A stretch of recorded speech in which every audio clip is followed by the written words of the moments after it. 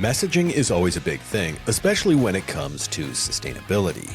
But can that messaging also help you open doors? Can that messaging help you get new conversations? You betcha. This week's guest is going to talk to us about how you can do that. Stay tuned.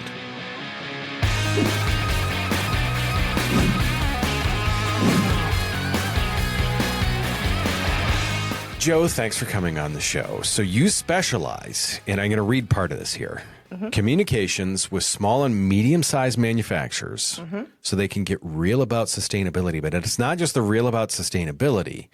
It's about communicating that message to others. And the thing that I love is we kind of like looking through your stuff. It's talking about that in a way that's not just, hey, we're green, aka we're blowing sunshine where the sun normally does not shine.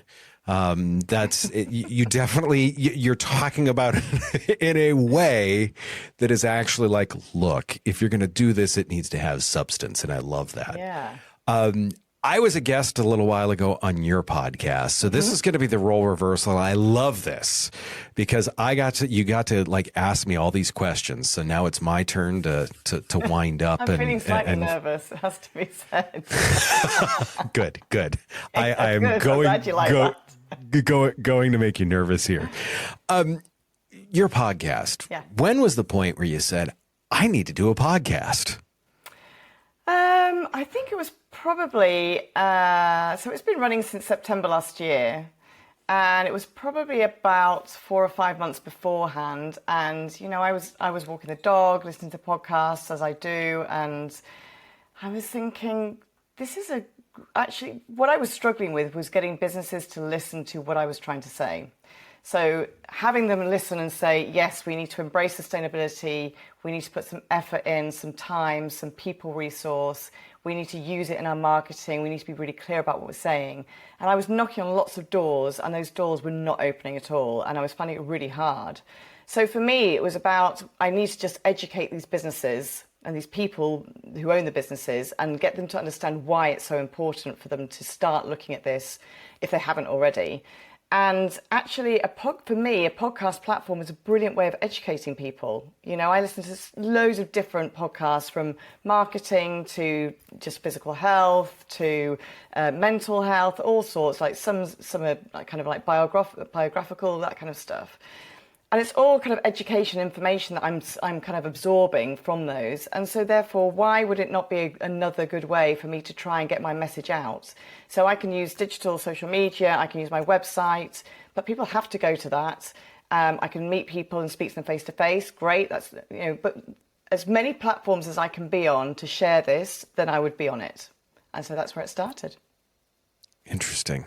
Was there any fear, like, when I'm not even done asking the question and you're already laughing hysterically, like there was 10 oh shit moments before I ever hit record. I mean, first off, did you, when you first started it, did you think, okay, this is going to be this technical thing, or like, what were some of the fears that you had with it?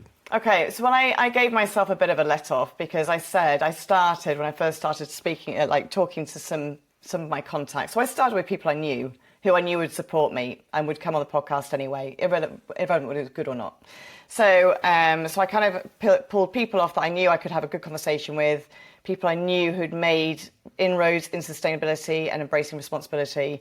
So they had stuff to talk about and wins that they could talk about, which was great. And then I decided that I didn't want it to be really, I didn't want the expense of a really nice plush studio or loads of equipment. And I wasn't sure how long it was going to last for either. So I tapped up some people that I knew, that I'd met and briefly been on their podcast. They did like a vox pop type thing. Where it was just literally like, I think we had something like 3.5 minutes, and we did a little bit, and they were doing like a bit of a speed podcast type thing at an event. So I went on there and I was picking their brains, like, what would I really need? And they're like, literally, you can use your phone to record. If you want to do video, you can just have 2 little clip-on mics. You'll be absolutely fine. Just start with that. It's not very expensive. So from that, I was like, okay, so there's not a lot of financial investment in this, which is good. There's still a lot of emotional investment, obviously, because you want it to be right. And I spend, well, as you probably know, I spend quite a bit of time researching my guests and making sure I know kind of like the questions I want to ask them, so I know the direction of the conversation and things like that. So it was more about whether I'd got that angle correct and whether it sounded right. So I guess my first podcast, which was with one of the nicest guys you'll ever meet. He's so lovely. They're surveyors, architectural surveyors, and they've got the most incredible setup because they're paperless and they have an amazing building, which is like all environmentally brilliant and everything else. So it was more talking about what else could they do to better their responsibility and their embracing of that. And so we talked about that, and I had my ring light set up and it was on super, super bright, like to the point where I almost had a headache when I'd finished. And I said to him, oh my goodness, my lights went on really bright. Was it annoying? He's like, no, it was okay. It was fine. Anyway, I look back so if you look back at my first recording, we looked so washed out because the light was so bright. And I was like in a suit and this, that and the other. And I was really pushed up. And I can honestly say I was sweating so badly because I was so nervous. And he kept saying to me, why are you nervous? We have these kind of conversations all the time. And it's just because the phone was recording and I needed to get my words correct, everything else. And I've learned now, actually, it's much more authentic just to be supernatural. So I quite often, if I have to do any editing at all of my guests, then it's literally because they've said something or they've coughed or, something that needs to be taken out like that. But I don't edit hardly any of my stuff out. So if I fumble my lines or I don't know, sneeze or or there's a massive pause, I don't mind that, now. But before I thought it had to be really slick and really professional. And I've just learnt now, actually, sometimes authentic is fine. And honestly, some of the podcasts I've listened to now that are meant to be really professional sound terrible. They sound like they're in a tin can. So I'm a bit like, if they can do it and still get some people listening, then, I don't think people listen for the quality necessarily, unless it's really bad, the quality of the podcast. I think it's the quality of the information they're getting and the education they're getting. So as long as I'm producing the education and that side and the factual side and people are still interested and still downloading, then I will just keep doing it. It's funny. I love the part that you said about the information and giving that information, because yes, we have found that, you don't want to sound like you're talking to two soup cans on a string. That's definitely don't want to be like that. But in the same sense, if you are having a good conversation and if there's really good information there, people will hang out for it. People are there for it because it's worth it. And we've all sat in rooms where you've got like crappy audio. The person isn't mic'd well, or they don't know how to use a mic. You can barely hear them, but you're like, this is still interesting stuff. I 100% get that. You've mentioned before that there is a lot of sustainability work that isn't being talked about. When did that dawn on you that you're like, hey, there's some of this information that isn't getting out to people that should? Well, I think part of it was, I've kind of always had a bit of an interest in sustainability, as in recycling and things on a personal level. And then after I did my accreditation, I did about 18 months ago, 18 months ago, nearly 2 years, it kind of opened my eyes again to marketing as a whole kind of broad arena, rather than it just being what I kind of like communications, as in digital communications or traditional events and stuff like that. And for me to get this subject matter kind of like embraced by my clients as well, I suddenly realised actually most of them were already doing good stuff, but either I hadn't picked up on that good stuff to communicate, or they were reluctant to do it. So, for example, one of my previous clients I also had on the podcast quite early on, I knew from day one the good they were doing because we talked about it in the videos and the footage that we did. So we talked about the fact they're a cheesemaker, artisan cheesemaker. And we talked about the fact they got their milk from the family farm, which is literally 2 miles down the road. And it was pasteurized on the farm. So that was great. And they used it, and it came, so I think it traveled about 2.5 miles to the site where they made the cheese. And it was all hand processed. And then obviously it had the temperature stuff and bits and pieces.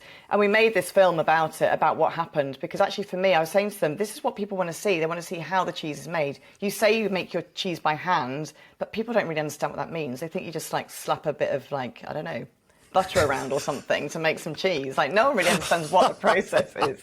So we had literally Jonathan reversing the van with the milk vat. And then at that point, they're much more sophisticated now, but at that point, they literally put a pipe on the tank and it piped in through a window into the room where they made the cheese, into the vat and all this kind of stuff.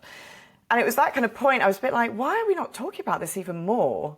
And the more I've spoken about it with other people, there's some people just don't realise the good they're doing, but some people are also really fearful about talking about, because this whole greenwashing thing, which is real and it needs to be serious. Like, you can't go ahead and claim stuff that's not real, because that's just wrong, isn't it? So you shouldn't be doing it. Right. So there are places to go, like the Green Claims site, a website where you can check your claims and what you can say, what you can't say about things. But people are really fearful of being shot down. And so again, that kind of education piece is now lent towards, you don't have to say that you are net zero. You don't have to say that you're green, because actually that doesn't really mean much anyway. You don't have to say you're carbon friendly, eco-friendly, whatever it is. You just have to tell people what you're doing and what journey you're on. So if you are on to reduce your emissions, then great. Well, where are we now? And it's just like a normal marketing plan would be, really. Where are you now? Where are we want to be? And how are we going to make that progress? So it's that kind of thing, more of educating people that as long as you've got the data behind you, you can say really what you like, because the proof is there. Like, no one can quibble with you. People can ask the question and say, well, why are you saying that you only have, I don't know, 12 tons of carbon emissions? Like, where's that data? Well, here it is. We've got it. It's in a report. It's accounted for. So it's that kind of thing now where, for me, I'm a bit like, I've got a bit between my teeth a little bit now, thinking that all businesses are probably doing really good stuff, whether it's people, whether it's environmental stuff, whether it's how they run their business, whether it's social responsibility, whatever that is. They're doing good stuff, but they just either don't have the resource to get the data to prove that, so they can use it as evidence, or they're just fearful of doing that because they don't know how to do it, which is hopefully where I come in. Interesting. Speaking of where you come in, wonderful segue, wonderful setup for me by the way. The podcast. I know you talked about the possibility of it opening up doors and being able to start some of those conversations and getting people on as guests that you were thinking of having on. Have you been able to do that? Has the podcast been able to open some doors for you that weren't necessarily open before?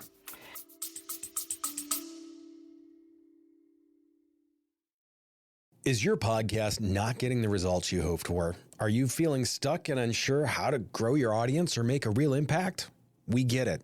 Podcasting can be a challenge, but with the right strategies, it can be an incredibly powerful tool. That's why we're offering our free no-pitch podcast consultation. We'll spend 30 minutes with you identifying areas for improvement on anything from optimizing your audio or video quality to developing a content strategy that resonates with your customers. If you're ready to unleash your podcast's full potential, visit the link in our show notes to schedule your free consultation. Space is limited, so sign up today so we can help you create a podcast that truly shines. In all honesty, probably not as paid business as yet. Sure. But still, it's new. So, but it's getting a lot of support. And I know we've talked about this before as well. I have had a few people say to me, I listened to your podcast. It's really good. I love that. So again, even if it's a handful of people, it means I've made a dent in their world. And so something's going in, and they either were already there and it's just reinforced what they thought, or they're now on the path with the rest of us, kind of marching that way. So, I didn't set out to get business from it, but it's also a bit of authenticity for me, because I want to show businesses that what I'm saying, so whether I stand up at an event to talk, whether it's in a client, whether it's prospecting, whether it's networking, whatever I'm saying is I am actually doing the do as well, or walking the walk, whatever you want to say, so that evidence is there that I'm actually, doing what I'm saying. I'm not just sitting there saying, you should do this, and then, okay. So I'm finding businesses that some of the businesses are already doing really good work. Some I think is really interesting information. So when we talk, for example, we talked obviously about podcasting, but also about AI and the use of AI and the efficiency, which is a massive responsibility, thing for me, because I don't want people using AI just crazy and using or emitting loads of carbon. I want them to use it really effectively and really efficiently for them, but also for the environment, because we should be embracing it, but we just need to understand how to embrace it. So to have people like yourself on to talk about AI a bit more authentically and with information on how to use that properly or better, then, that's also really useful, I think, for people. I love that. And it's funny, you said do the do. Yeah. I believe people at this point have figured out that you are not in the U.S. Yeah, I'm definitely not from the States. That's why I then said, walk the walk. I don't know if anyone listening in the States would understand what do the do is, but hopefully they understand what the context gave it to us. So okay. I love that. And to me, it's one of the cool things about podcasting, because when we talk about stuff like this is how it's helping both of us bridge a bit of a gap. Like that pond that's in between where we're both sitting right now, that small little body of water called the Atlantic. As you look ahead, and as you look at the podcast, where do you see it going? Where do you see it going, or what's a goal that you have set for it? So when I first started, my goal was literally to champion the businesses in the Northeast, because that's where in Northeast of England, that's where I'm based. And we have an amazing business community around here. The people are incredible, really supportive, and it's a really growing and exciting and energetic kind of business community. So I wanted to kind of champion businesses there. And then I found, weirdly, that other people find out about you. So I had an email come through from an agency in London, and I was like, oh my God, is this for real? Or is this someone pulling my leg? But anyway, that turned out, and we recorded the podcast, and that was amazing. That was an influence rate agency. And then now I've had a couple of international ones. Obviously, I've had you as a guest on, many thanks. And I've just recorded another lady who's based in California this afternoon. So clearly something's happening and something's going out, and people are seeing it. It's for whatever reason. I don't quite know what magic is happening, but it's creeping. It's creeping out there. So all I can think is, for as long as I have breath in me, which is going to be a lot of years, hopefully, I will still find people to talk on the podcast and talk about and talk to, because again, it's that education piece. It's so important now. And we also have, I'm not sure what happens in the States, but in the UK, we're going to have legislation that comes in for small, medium businesses. We have it for big corporates where they have to report on emissions. And it's starting that if you're in a supply chain, you'll get asked for data, but you don't necessarily have to report yourself. So legislation is going to come in. And for me, why would you wait for the stick and then have to run around like crazy to fulfill what this legislation asks? Well, why wouldn't you get ahead of the game and make sure all your ducks are in a row now, so you can use that, again, for marketing purposes? So I'm not saying it's, kind of like brandish it as your USP necessarily, but it really gives body to your business. And for people to understand that you are a genuine and a do-good business, you are a responsible business, you care about your people, you care about your culture, all that kind of stuff that goes with that. So I think my goal is really, to get to as many people as possible, which sounds a bit flaky, doesn't it, really? I don't really have numbers or data for it, and I probably should do, but then I get a bit hung up on it, and I want it to be enjoyable. So I want it to be fun, not a stick for me. Do you know what I mean? I get it. Yeah. Yep. So the question that I always like to ask at the end to kind of pull everything together. Okay. Where should you look nervous now? I love. I know. That. I feel really. So to me, I mean, I'm very much about actionable stuff. We've got a lot of learned items and stuff like that in here. If there's one piece of advice about a podcast that you could give to a business owner, to a marketer, and it could be someone that's halfway down the line, it could be someone that's just thinking about starting, what would that piece of advice be that you would give to them? For me, it would be research your guests, so you know what they're going to be like, so they're going to be a good guest, because again, I think we've touched on this before, you do get guests on where you suddenly think, oh my goodness, this could be awful. But if you've done your research, you know how to make the conversation work, so you will make it work. So, I mean, some will be like super vibrant and amazing because, that's what some people are like, and some people are less like that. But that doesn't mean the podcast is any less important or informational or educational. So, I would just say do your research and make sure you know kind of like who you're talking to and why you're talking, like what intention you have to get out of that. And I know, again, we've talked about intention quite a lot. But yeah, why are they even on the podcast? Where is the link to that? What's the reason? Like, don't have someone on. I have a few people that are really almost celebrity status in the northeast of England, and I'd love to have them on the podcast, but I can't work out a way why they would be on there. So although it get me good traction, I'm like, well, that doesn't fit really with what I'm trying to do. So to have them on as a guest would be amazing, and I will find a way probably one day to get them on.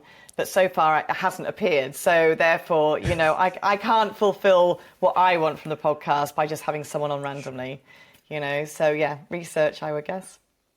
Love it. I thank you for the time today. Where can people find you and information about like the work you're doing and the help that you're giving to the sustainability movement? Yeah, so my website's always a good place to start. So it's www.jolongconsulting.com. Obviously, if people want to listen to the podcast, that'd be amazing as well. It's on YouTube and all podcast channels, audio channels. It's the Responsible Marketing Podcast. I'm on LinkedIn as Jo Long. I'm on, you name it, I'm on it. I'm on TikTok. I'm on Instagram. We're marketing Facebook. People. Yeah, just you can find me. But yeah, my website or the podcast are definitely good places to start. Love it. Thank you very much. For everyone else, we are going to be right back. I've got an interesting take on today and an interesting summary for it. Stay tuned. First off, for me, it's always interesting to get an outside perspective. With Jo being in the UK, I'm pretty sure their conversation and the accent didn't take you long to figure that out, that's where she was from. But getting a perspective of how things work internationally it's always refreshing for me, because once again, it's that education. It's that, be there for your audience. It's that spend the time on preparation. It's these core principles of podcasting that we always talk about that have stayed the same. UK, I'm willing to bet if we talk to someone in Germany, we're going to find the same thing. If we talk to someone in Mexico, we're going to find the same thing. Although you may not want me to do that because Spanish, well, that's just not my specialty. I always joke that I was very close to taking 2 years of Spanish 1, not 2 years of Spanish in high school. Nonetheless, I really do like the piece that she talks about how it hasn't necessarily led to direct sales yet, but it has led to some interesting conversations. It has led to a ton of education for both her and her audience. The fact that she's had people come up and say, hey, I love your content, to me is what a gas. That tells you that it's being effective. What so many people don't realize with podcasts, and it's the thing that I like to give as the refresher.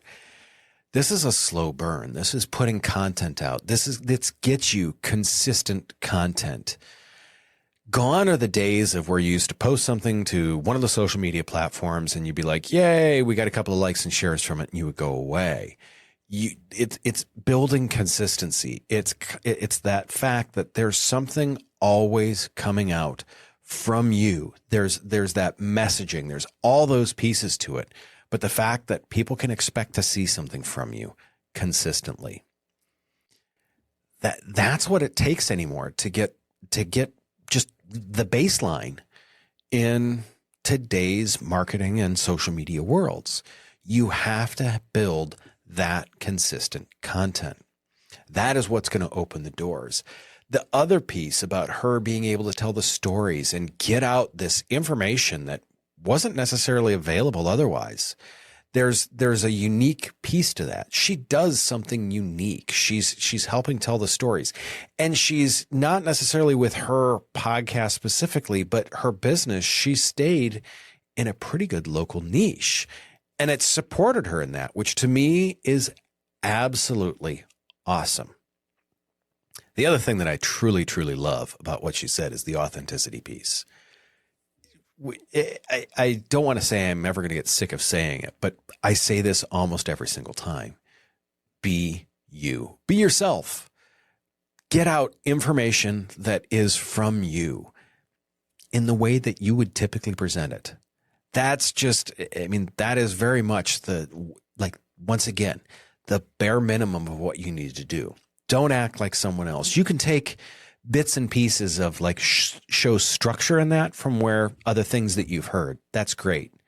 But you need to be authentically you. With that being said, if you'd like to talk about a podcast, if you're thinking about doing one of your own, let me know. We've got our No Pitch podcast consultation. We'll sit, we'll talk. I'll answer any questions that I can about your podcast or the podcast you're thinking of. Speaking of other podcasts, do me a favor, subscribe, follow, all the other things. If there's someone that you know that is into podcasts, do me a favor, share this with them. I'd really appreciate it. As always, I'm going to leave you with the same thing. Do me a favor, take care of yourself. If you can, take care of someone else too. I will see you very, very soon.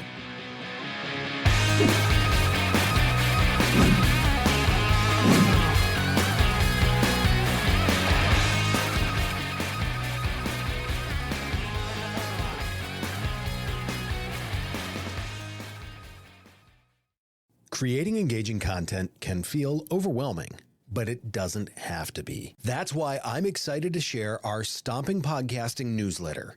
You'll get actionable insights and expert tips straight to your inbox. These are to help you maximize your video marketing and podcasting return on investment. Head over to the show notes and click the link to subscribe to our free newsletter. Don't miss out on this opportunity to become a video marketing and podcasting pro.